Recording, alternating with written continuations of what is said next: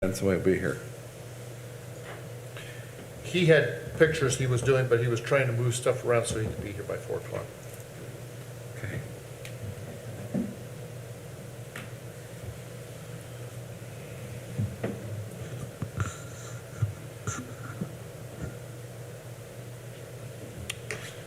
All right, I think it's time. We'll call the Fire Territory Board meeting to order. We will start with the Pledge of Allegiance. I pledge allegiance to the flag of the United States of America and to the republic for which it stands, one nation, under God, indivisible, with liberty and justice for all. We'll observe a moment of silence.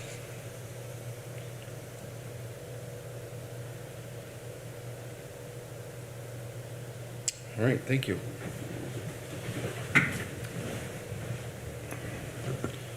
So we are awaiting membership to meet our quorum requirement.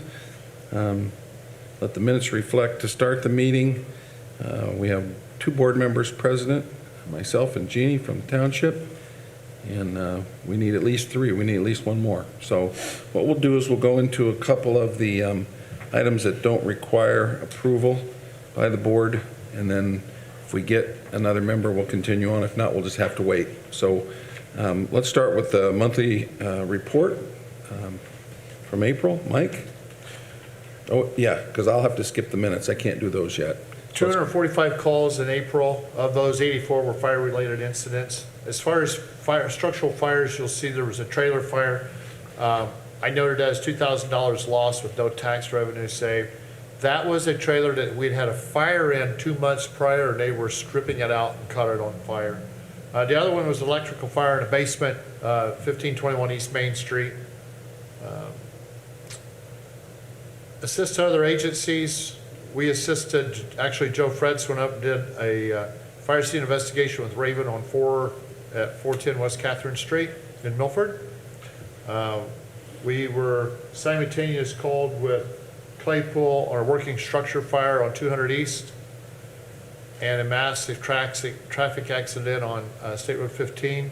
And then we headed out and assisted Pearson on a bad accident on US 30. Calls that we've received assistance from for the month, as you see, there was Winona Lake, Leesburg, North Webster, and Pearson. If you want to move into the rest of the report, medical assist, District Station 1, 77 calls, Station 2 out on Center Street, 70, and Station 3 is 14. A few traffic accidents with injuries. A few hazardous condition calls, mostly in District 2, Station 2's area. And then we get into our service calls amounts, canceled en routes, no severe weather. So Station 1 maintained the number of calls of 118 calls for the month. Station 2 out on Center Street, 98, and Station 3, 27. And admin by themselves too. Training hours, 1,176 training hours, and that report is attached. 38 hours of community service and education. And we'll put a footnote in there for you that public education of 901 students of facility or faculty were completed in the school system during that month. And your curriculum and stress management team worked with 45 individuals in 2 separate incidents.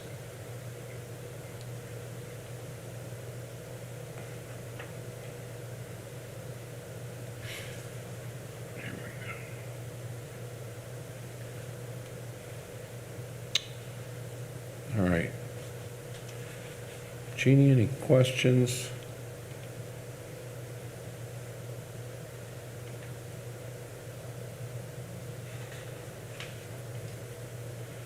I'm just kind of zinging through here.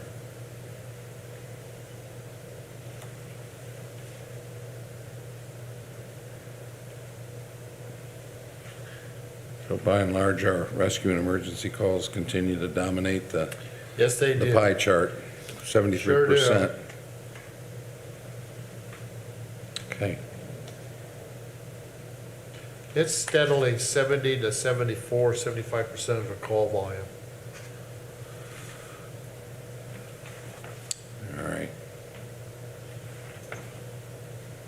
if there's anything else here.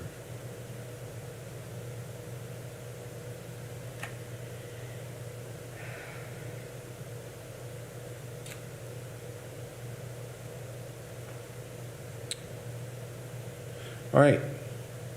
Well, Jeannie, if there's no questions, let's move on to the Lutheran EMS report. How are you?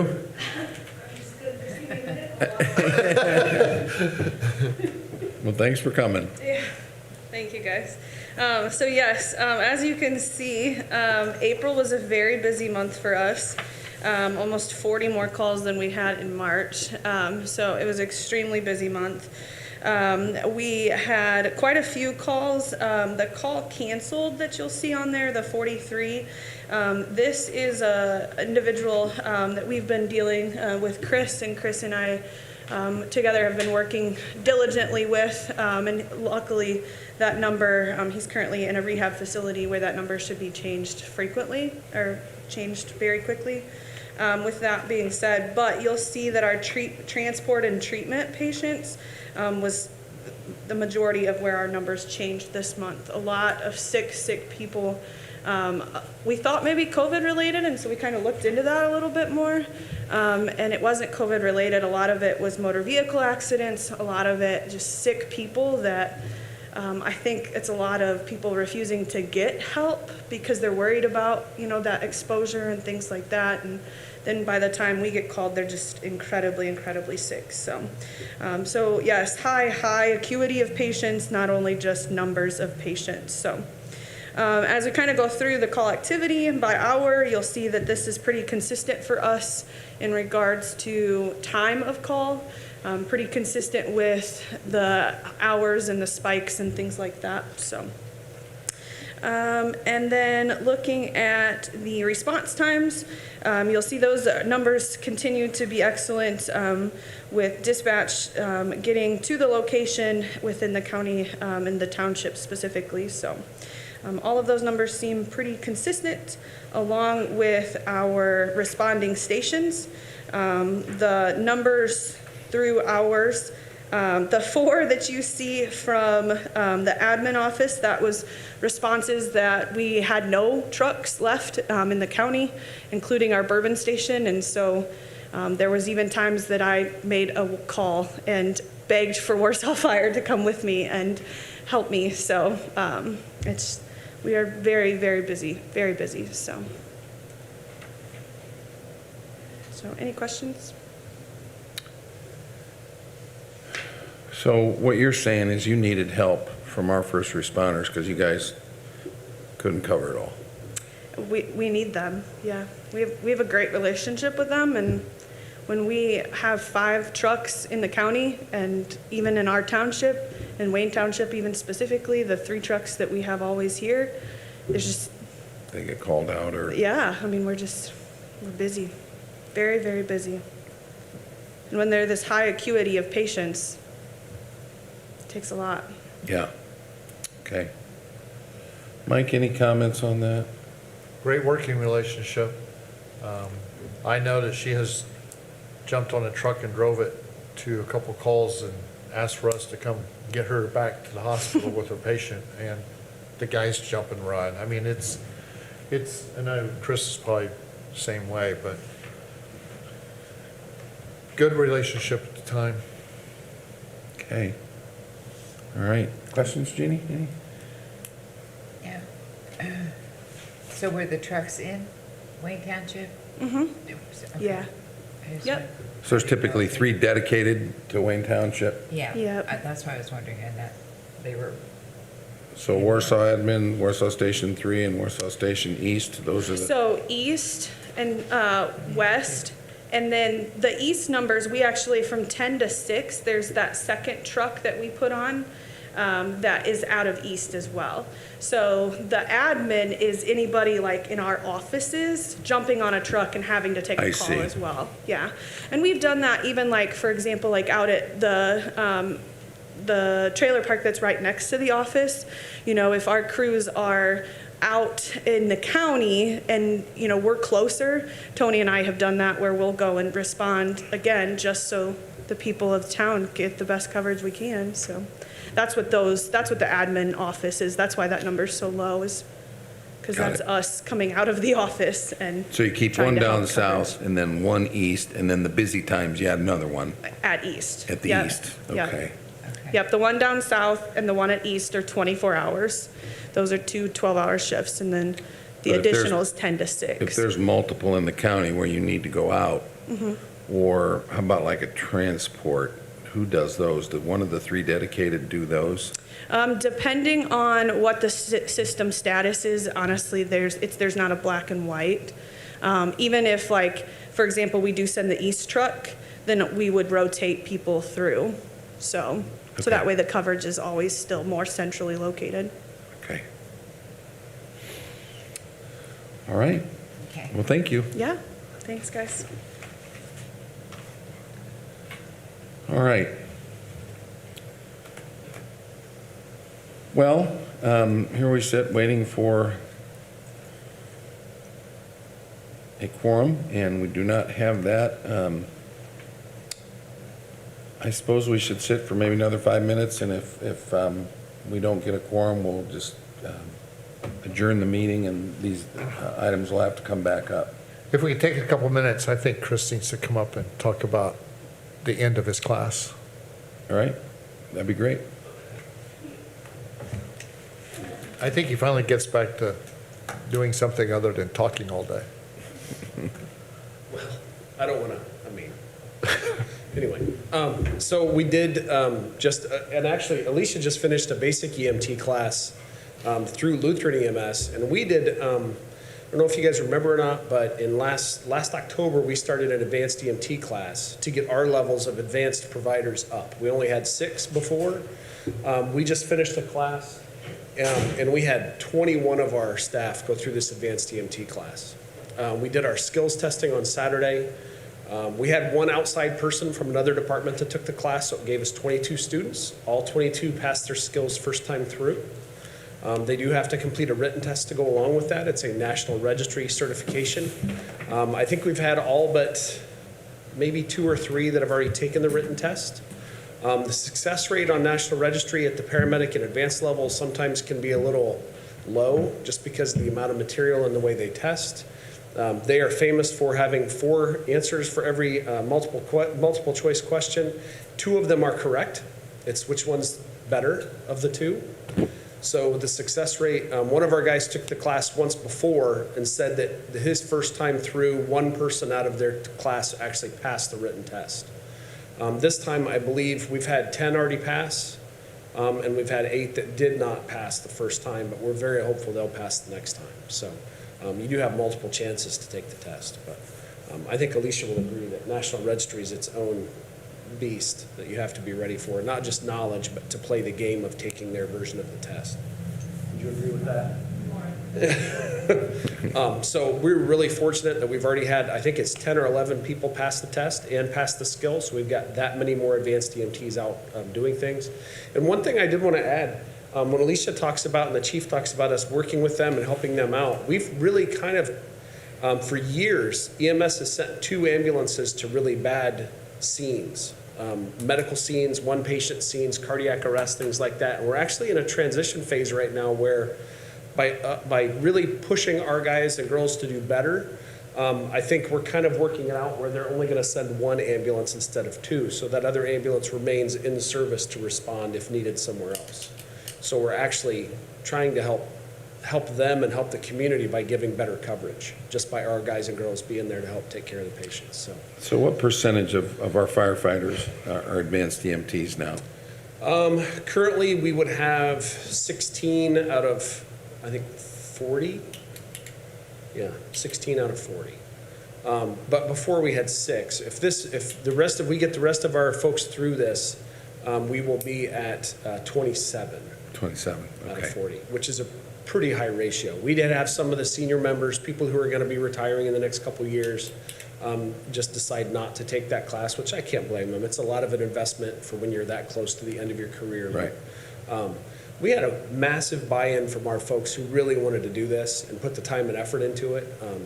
I mean, there was a lot of time required. Like I said, we've been going I've been teaching 3 days a week since October, doing this. So we do it on their shift, but it's just a lot of time. Plus, then they had to go out and ride in the ambulances with the Lutheran folks. They had to go spend time in the ER and do skills there. It was a big commitment. So in the job description right now, it requires basic EMT, Yes, sir. but not advanced. Correct. Okay. Correct. But what we have found is, and as they get busier, having the ability, the state of Indiana changed the scope of practice for the advanced EMTs and some of the basic rules, so we're allowed to do more. When they're really busy and there's a little bit of a delay getting them there, our guys and girls can go ahead and start that patient care and can do a lot of good things before the ambulance even gets there, if there's that delay. Got it. If not, if we walk in the door with them and it's a critical situation, we work right next to each other and do the best we can for the patient together. So it's a really good situation for the people in the community. Well, thank you for all your hard work. It sounds Yes, like sir. you had a busy weekend and was making sure that a lot of those guys got tested and gals, so It was a appreciate lot of fun, but it was tedious Arduous. after a while. All right, thanks, Chris. All right. Gordy, good to see you. Apologize for running late. That's all right. We're back to a quorum here, so let the minutes reflect we do have a quorum. So we will jump back up to the May 4th minutes. And I will ask if there are any corrections to the minutes or if they be approved as presented.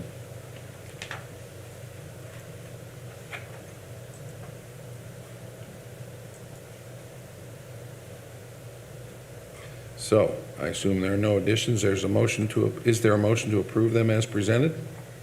I make the motion. Okay, I'll second. all right, appreciate it. Any further discussion? All in favor, say aye. Aye. Those opposed?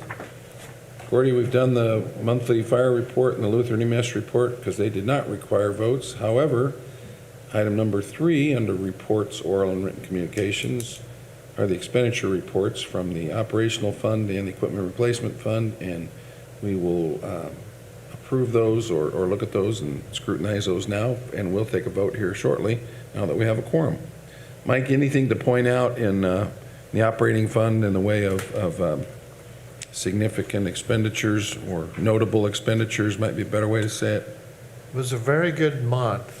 Shirley and I were discussing that earlier, bigger things on the whole, out of 103, your operating is fuel expenses, utilities. And even I noticed, if I look back, I think the gasoline is dropping a little bit. We did replace some couplers. There were some engine parts for engine 3 and some parts for engine 2. Other than that, very easy month. Remind me, your fuel purchases are through the city That is correct. purchasing, so we Yes. have that set price, it's just based on the gallons and... Yes, sir. All right. Yeah, there doesn't appear to be any much in the way of a significant here. Gordy or Jeannie, any comments before we vote on approval here of these appropriations, or expenditures, I should say? No, I don't have anything. All right, is that a motion to approve them? I so move. All right, thank you. Is there a second? I second. Good. Any further discussion? All in favor, say aye. Aye. Those opposed? All right, passed 3-0. Let's move on to the equipment replacement fund.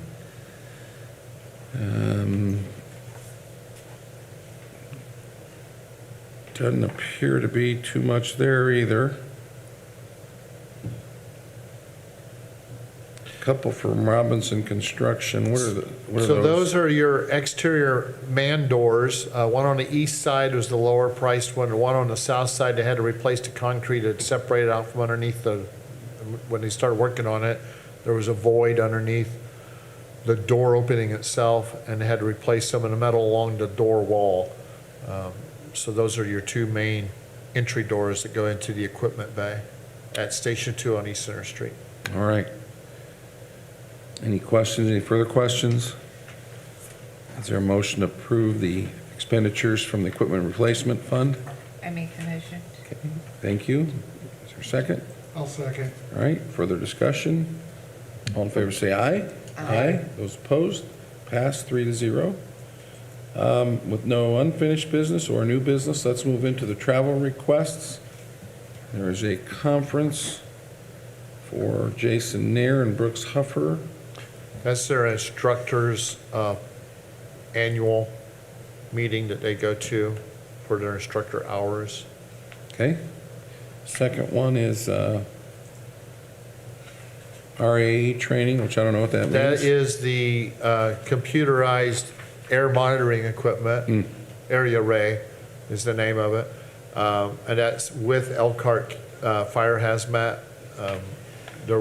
It's a group deal that we do with the district, and it's the 6th to the 27th. And there is no cost for that. So it's almost 3 weeks, it looks like. I believe it's just certain days during the 3 Okay. weeks. It's 3 Fridays, so it's the Friday of each one of those weeks. There's a paragraph following your request that explains that. Equipment up for 3 Fridays in August, providing training and help with the EMA purchasing the equipment, giving some opinions. And he's going to be working with, Chaz Taylor is the individual from the Elkhart Hazmat team that has come down here and helped us with our issues in the past. Okay. All right. The next would be a live fire instructor credential. You'll Aaron see Bollinger. Yeah, this is continuing with the way things are going with live fire, working at our training facility. Aaron will be going to that. One thing I want to point out is it just shows $165 for meals during that period of that week that he's gone. The event and the hotel is all paid on the state. So Okay. it's just him taking our vehicle down. And then the last one is in Fort Wayne. Chris and I are going to go to a one evening conference, a couple hours long, put on by Public Safety. And it's to go along with the CARES program. All right. Questions? All right. Hearing no questions, is there a motion to approve the travel requests as presented? I so move. All right, thank you. Can I second? Thank you. All right, any further discussion? All in favor, say aye. Aye. Those opposed? All right, thank you. All right, other matters come before the board.